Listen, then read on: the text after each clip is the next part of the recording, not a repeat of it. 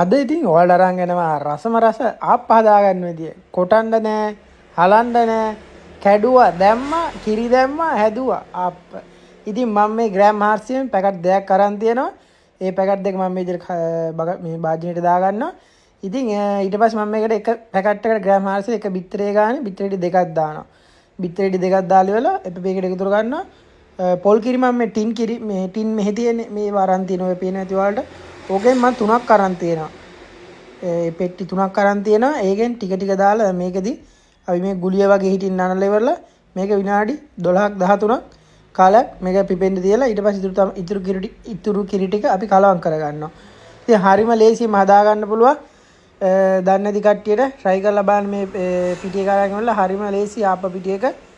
ඉතින් ඔන්න ඔය විදිහට තව කිරි ටික එකතු කරලා මේක කලවම් කරලා. ඉතින් අමතක නොකර ඔයාලා යාළුවන්ට share කරන්න, tag කරන්න, ඒකත් මතක් කරන්න. ඒ වගේම මම YouTube අපේ link එක දාලා දෙන ඒකත් ගිහලා වීඩියෝ බලන්න කියලා ආදරේ මතක් කරනවා.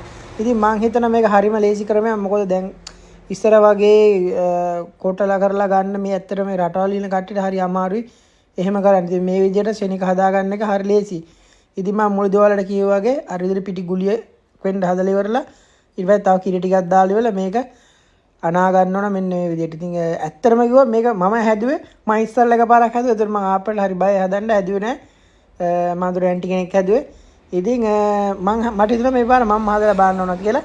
ඊළඟ පාර කොහොම හරි හාල් පිටි වලින් කොටලව හදනම try කරන්න මම ඊළඟ පාර.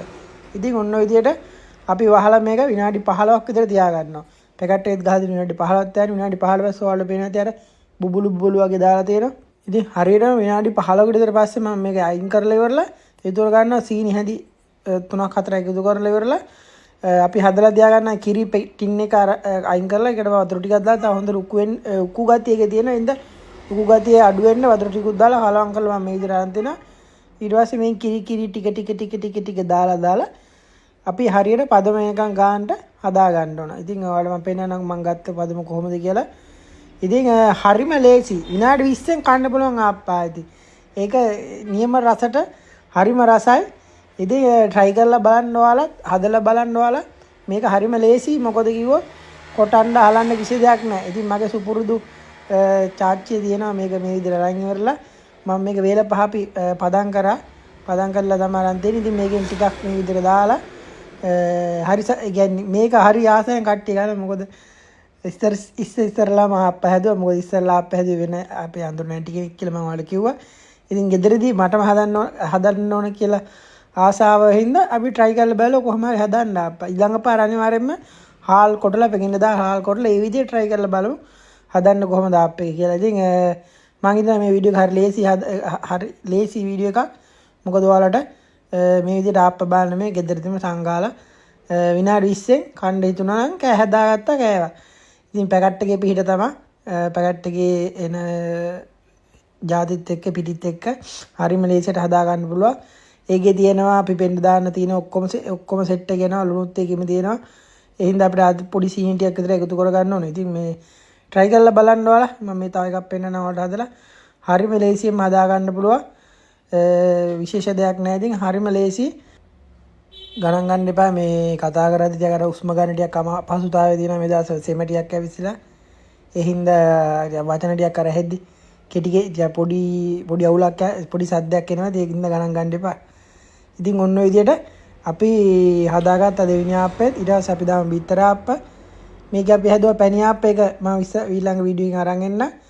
හරිම රසට ආවා. try කරලා බලන්න. ඉතින් ඔයාලා කට්ටියට share කරන්න කියලා මම මතක් කරනවා. යට දාලා තියෙන YouTube link එකට ගිහිල්ලා අපේ YouTube එකේ තියෙන වීඩියෝ බලන්න.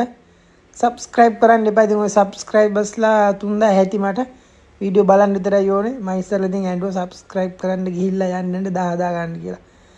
ඉතින් දැන් ඇති subscribe කරලා 3000 ඇති. ඉතින් ඒ හින්දා ඔය normal එකේ යයි. ඉතින් තරංගයක් නැහැ. ඉතින් සාමාන්‍ය කරගෙන යනවා.